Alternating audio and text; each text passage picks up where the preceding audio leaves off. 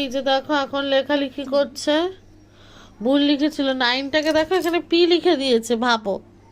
2 দিন পরে পরীক্ষা, তো 9টাকে পি লিখেছে। তারপর এখানে লিখেছে 1 2 3 4 5 6 7 8 9, এবার ঠিক হয়েছে 10 11 12 13 14 15। তারপর লেখো।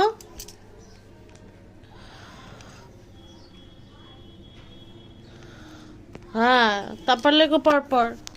সো বন্ধুরা, না মাঝে মধ্যে কি বলতো, না একটু দিলেও না কোনো কাজ হয় না।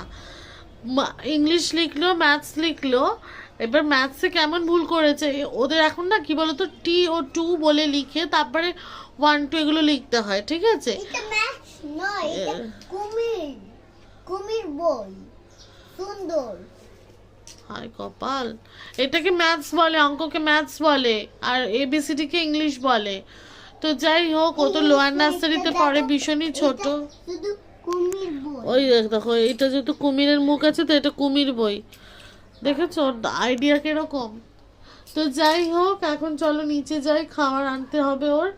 আর হয়ে গেছে লেখালেখি। এবার ওটা ভুলটা কি করেছিল বলি, 1 থেকে 20 অব্দি ঠিক লিখেছে, ওদিকে 9 10 1 9 লিখেছে ঠিকঠাক।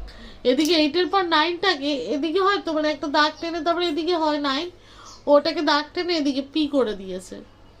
ওর জন্য বারবার প্র্যাকটিস করাচ্ছি। যাই হোক চলো, পরে আবার তোমাদের সাথে দেখা হচ্ছে। গুড আফটারনুন সকলকে।